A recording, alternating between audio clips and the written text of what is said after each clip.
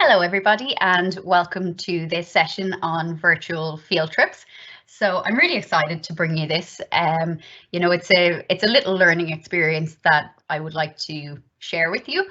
So we will be going on a quick trip this morning for about 15 minutes. And then for the second half of the session, I will look at kind of alternative ideas for virtual field trips or collaborations outside of your classroom. So for this session, my aim is to kind of explore how we can break down the walls of our classrooms. So what I'd like you to do, if you haven't found the link within the PD Hub, if you just type in nearpod.com, and then on that page, there's a red box. Actually, I'll do it here just to show you, and that makes sense.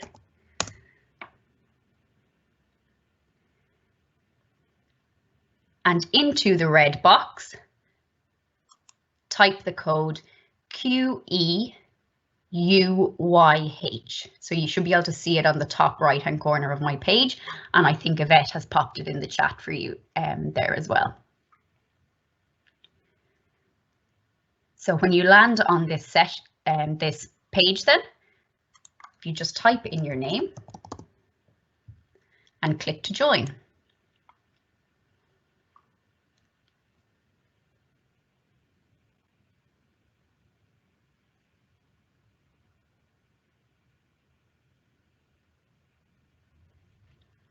Now, I really hope that the technology holds up for this, so please do bear with me, but we should be able to get through it.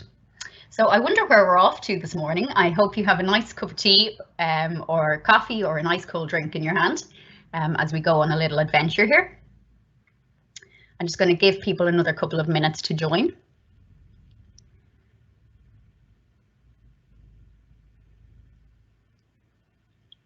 So while we're going through this, it just gives you an opportunity as well to think about how something like this might fit into your module or might fit into your class.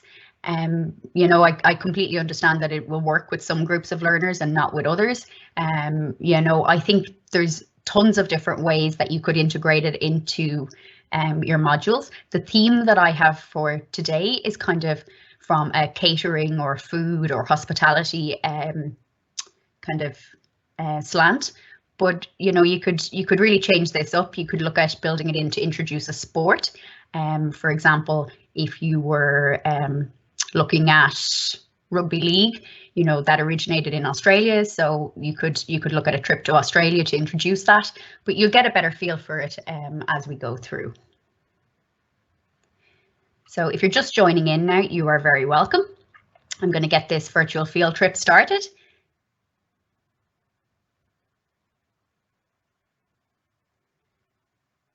Okay, so if you don't have this up on another device, that's okay, because I'm going to walk you through the trip on screen here as well. So what to expect from our little trip? It's just really about a light-hearted learning experience. This is kind of a version of a micro lesson, so I hope it's a little bit of fun. We're going to take a look at a different country and explore it. We're going to also look at some culinary delights. So I'm a foodie myself, so I'm going to be starving after I go through this. And I suppose most of all, just to switch off from the challenges around us at the moment and kind of, I suppose, in a relaxed way, have a look at how you can bring some fun or engaging activities to your classroom. So just before we board our plane, where could we possibly be going to today? It could be anywhere in the world.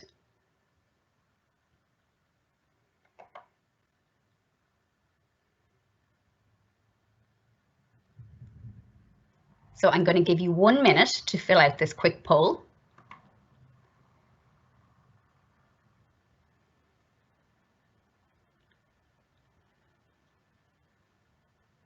So where in the world? Choose your preferred destination from the list below. So we could be going to New York, Beijing, Sydney, or Venice.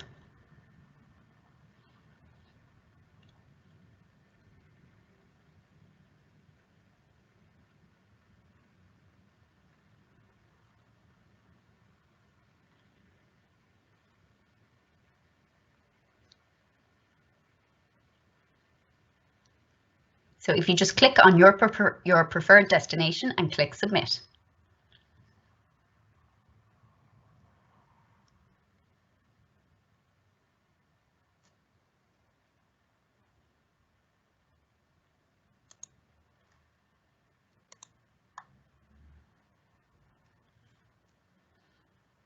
So we have about 5 seconds there if you want to get your selection in.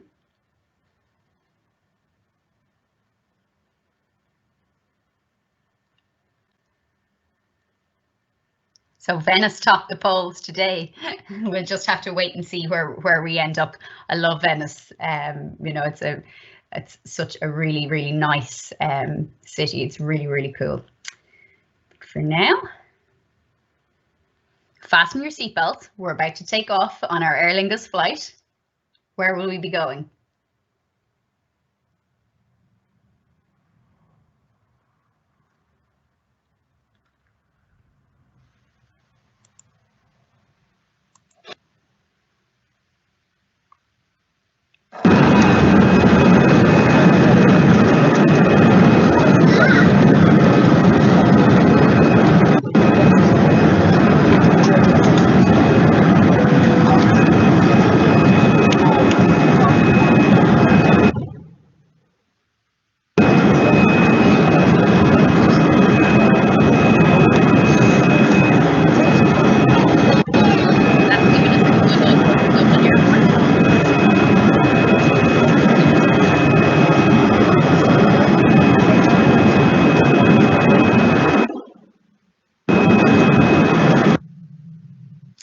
So from that, I just want you to start thinking about, you know, how could you create an immersive learning experience for your students?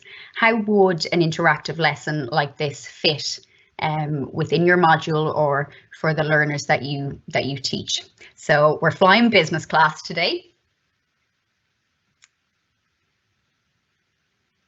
So that was quick, a little bit quicker than it is in real life.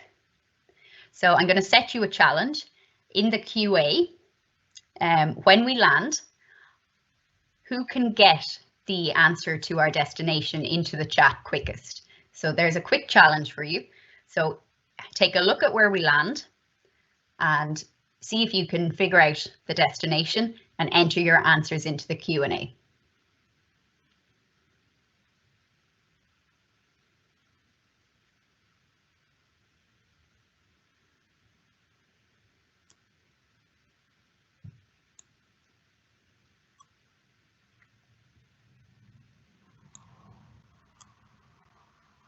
So if you're looking at this on your separate device, you will be able to explore and turn this around yourself. Yvette, did we have any guesses there?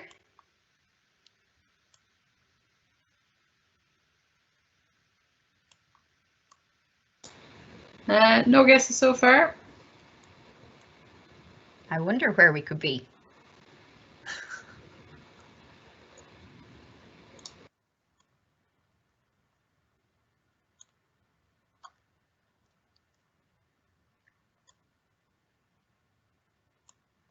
So I think to me that looks like the Sydney Opera House. And we've the Harbour Bridge there in front of us as well. So a quick Sydney fact file. Up on screen there, I have the population of Sydney coming in at 4.2 million. It also gives you a couple of other details there.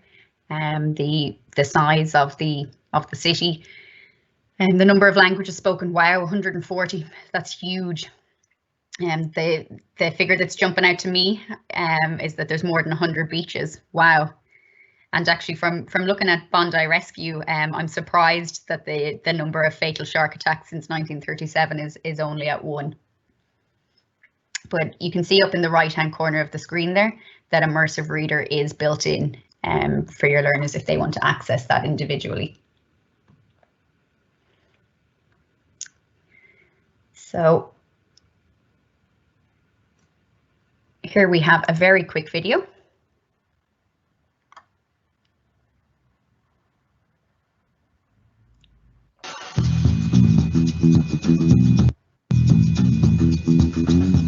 The 8-texture chocolate cake. It's really become our signature dessert here at Key. I've been doing a version of this chocolate cake with different textures for about 10 years now. I decided to actually take it from where it was, which was a 5-textured cake, and decided to make it an 8-textured cake. And really, it's all about the different elements of chocolate, and the flavors are sort of caramel and vanilla and milk chocolate and wonderful dark chocolate. And one of the things that I like about the cake the most is this little trick that we do. We actually make a little hole underneath the final chocolate layer that goes on top, and then we bring out some chocolate, hot chocolate sauce. And the way that we'll do this at the table and pour a little bit of hot chocolate sauce on top of the tempered chocolate disc, and the heat from that chocolate sauce will actually just fall through the center and give the illusion that the sauce is melting through the cake. It's very theatrical, and people love it.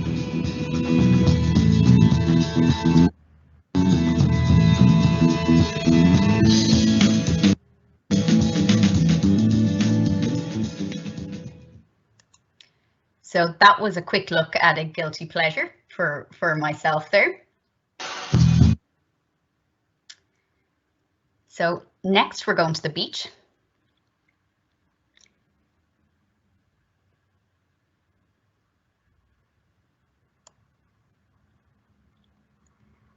So I think this is Coogee Beach, if I've pronounced that correctly. So again, you can explore all around, and you can look up or you can look down below. Wow, that water is so crystal clear.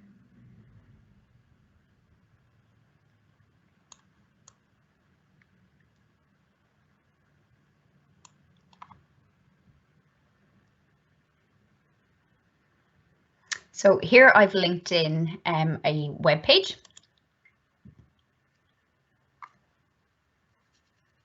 And it's basically just an article that was published there recently looking at Australia's 10 most popular traditional foods. So just to have a look down through that. It just shows nicely how you can link in an article from the web into Nearpod. I'll give you a link to this so you can explore it yourself in more detail if you'd like.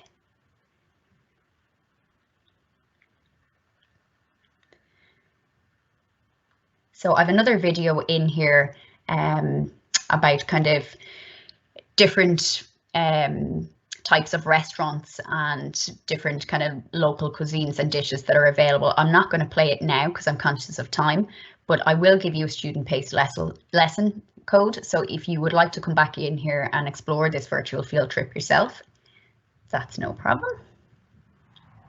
So unfortunately, it's time to board the plane home. But just before we do, I just want to show you how to add in kind of an end of session reflection or review. So I've just added in a collaborative board here. So I'd just like you to have a think about, do you think something like this would work in your classroom? How do you think you could use it? Just feel free to post to the board. So you can click on the share thoughts or images, and you can also click to add a photo directly from Google search.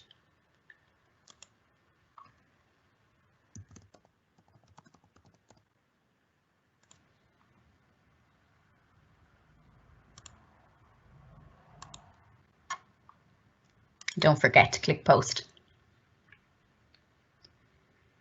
You can see there I have the student or participant names hidden, so you can't actually see who posts to the board.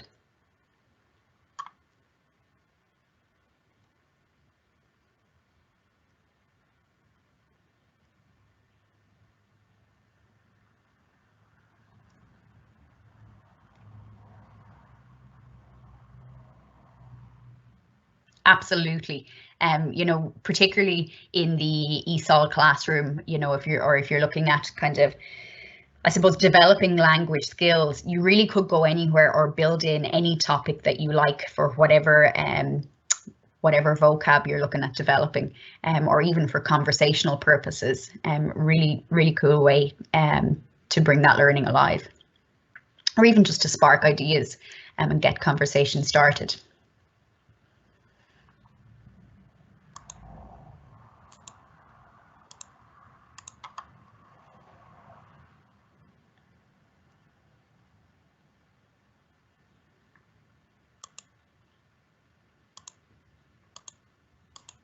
geography tours, absolutely.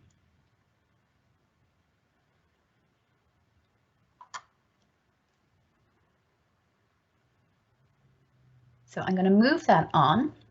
And then lastly, I just want to show you what I've done here with a Flipgrid video.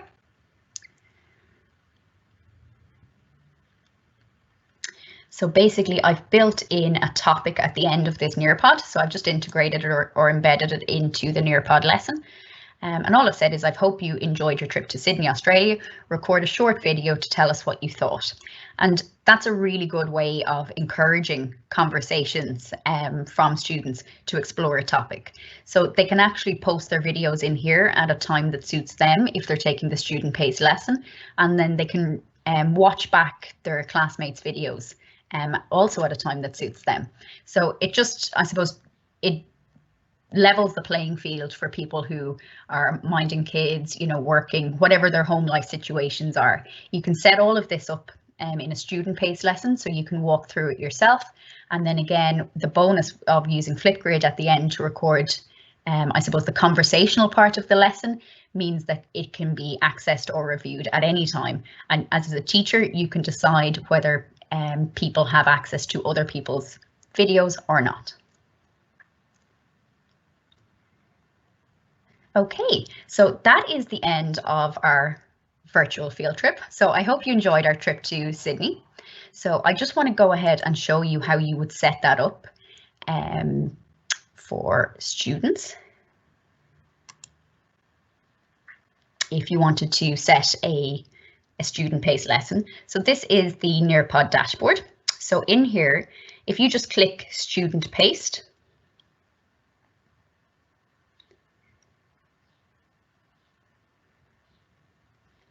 so you can embed this directly into Microsoft Teams. You can also copy the link and embed it into Moodle, or you can share out the code. So all they need is to type in nearpod.com, and then there is the code. Okay, so that's how you would set out a self-paced lesson in Nearpod. So the next thing that I want to do then is just very quickly show you Skype in the classroom. Okay, so this is available at education.skype.com, and I will pop all of these in the PT Hub as well for you later on. But in here, it's almost like a showcase or a booking platform of teachers around the world who are willing to join you. I can see Lynn's head there from yesterday, Lynn that was presenting the accessible classroom. She's on here too. But teachers who are, I suppose, up for, you know, linking in or having a Skype session with another classroom around the world. There's also teachers here who are happy to visit your classroom and share their expertise. And there's tons of different subject matter experts in here. And particularly for some of the, like if you're working on different social issues, or if you're working on any kind of climate action, there's Nat Geo experts and staff in here as well, which is absolutely fantastic. But I just want to quickly show you how to navigate this if you wanted to explore it. So when you log in, this is what you find. But if you actually click directly here without typing in the box on the search button, you have an option to filter. So I know it stops at 18, but 18 plus means for anybody. So I generally just increase this to about 14 or 15, and that gives me teachers or classrooms around the world that are suitable kind of for anybody, but we'll go with 16 just to keep it all above 16. Okay. So in here then you get kind of like a profile of what their interests are, what their areas of expertise are, and if they have a group of students, you know, what their age group is. So for example, here we've a computer science teacher whose group is 18 plus generally, and they're based in Hanoi in Vietnam. So to connect with this class, you simply click connect, and in there you can request.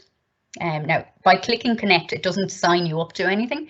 You can just chat or explore the potential for arranging a Skype session with that class. Now, I've done this a good bit, and I've had a good few visitors into the classroom, and I've always found it a really positive learning experience for my students.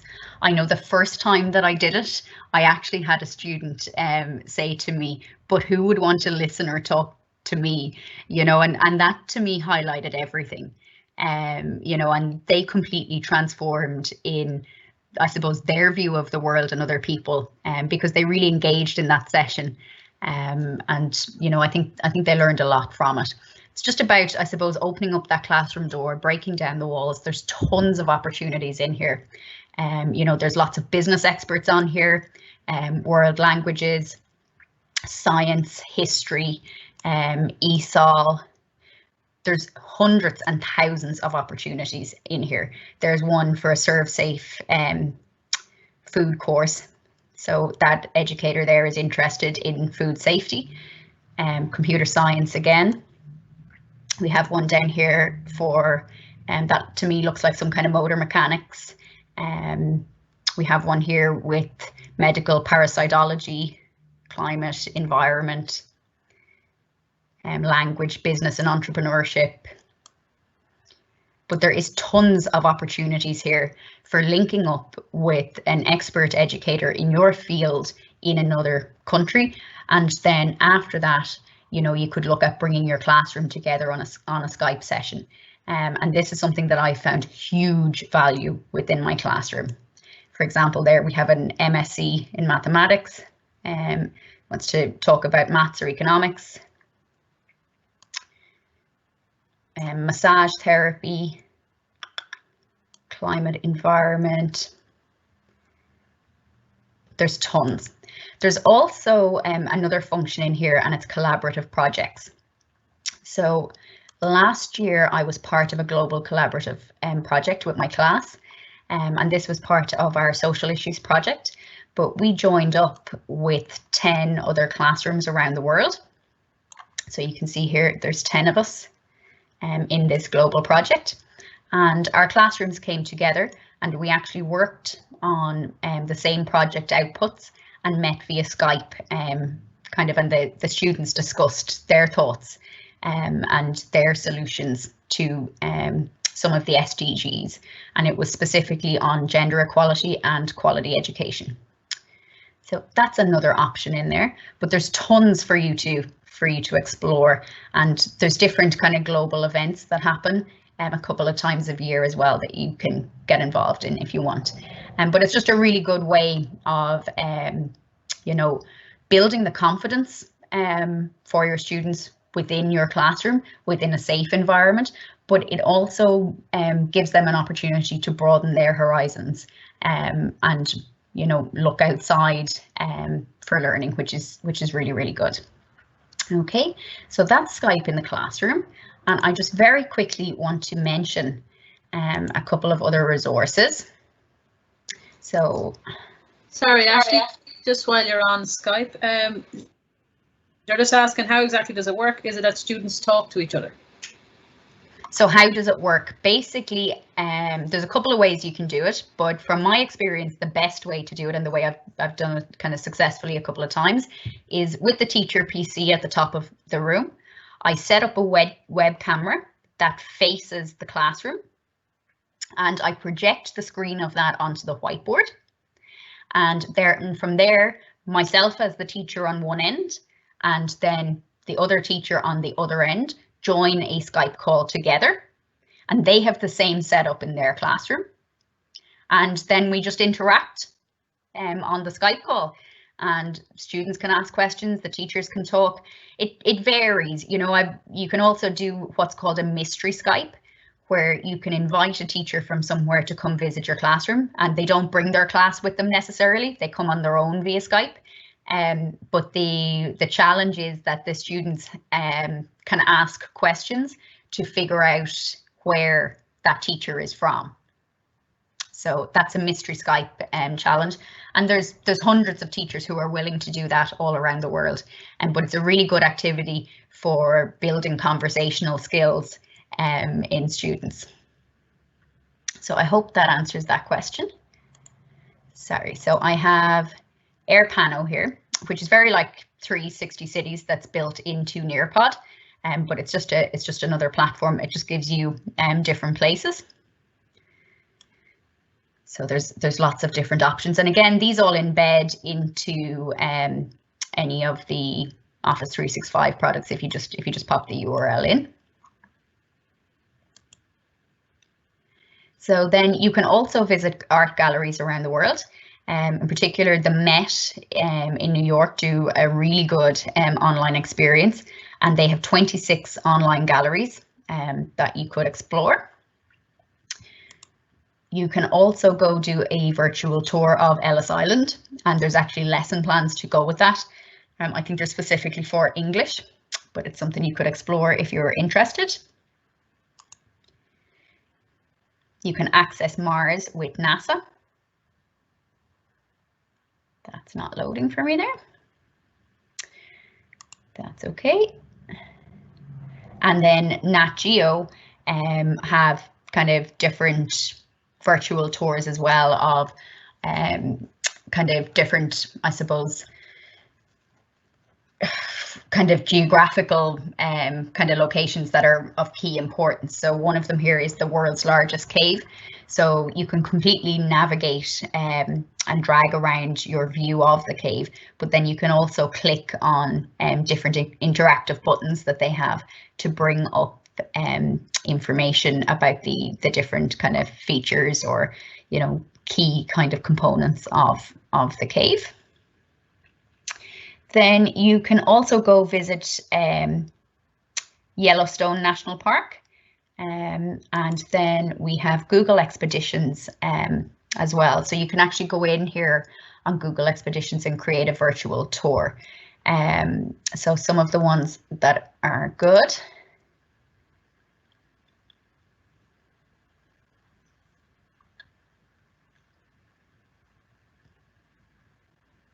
Sorry, this is quite slow to load, but we have Machu Picchu here, and you can click around and take a look at it, and then you'll notice that there is information points that you can click on that bring up text, but you can also add these interactive text buttons in yourself and customize it for whatever suits you. So that's also there if you wanted to explore that.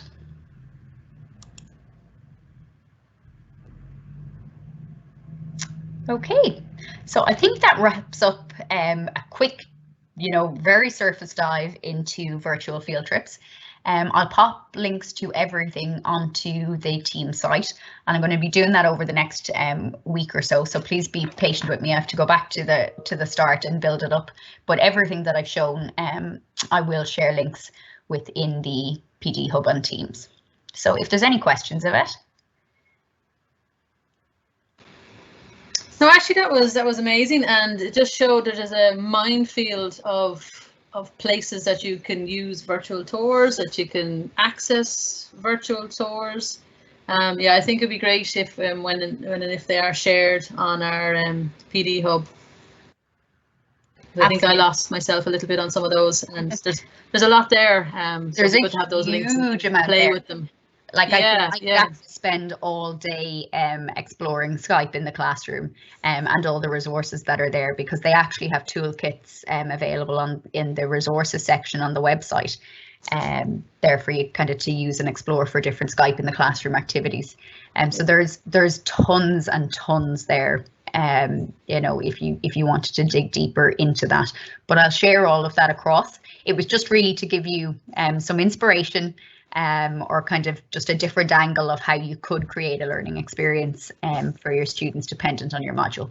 Yeah, because I imagine some of those like Google ones would embed very well into Genially as well. Yes, they do. Yeah. Yeah, so if you didn't want to go down a Nearpod route of a license, and yet like Genially, that you could do the same kind of functionality. You would be able to build this pretty much the same experience using Genially, and like you can bring up 360 Cities or Airpano, the other one I showed there, that is That's basically what the VR function in Nearpod is built from. But you can bring up them directly and just copy the link and embed that into something like Genially or directly into a OneNote or just into your Teams page or on Moodle.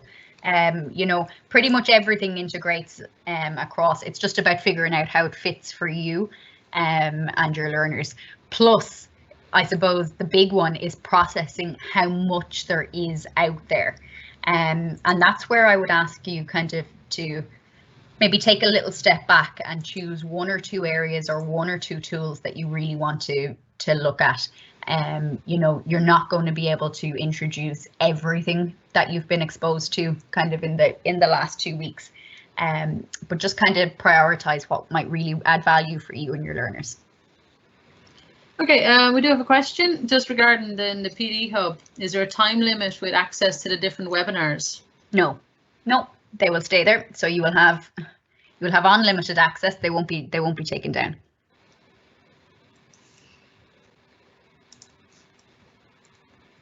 Okay, I think that's all the questions we have so far. I might just give it a minute to see if any more come in, but thank you, Ashley. That was a lovely little trip down memory lane. I've been to Sydney in the Opera House, and it's quite nice little memory there. And I think there was some self-satisfaction with me going on a trip to Sydney today. For anyone who knows me knows that I was due to go to Sydney in March, so I think it was a little bit bittersweet, but I enjoyed it. So thank you for sharing it with me. Yeah.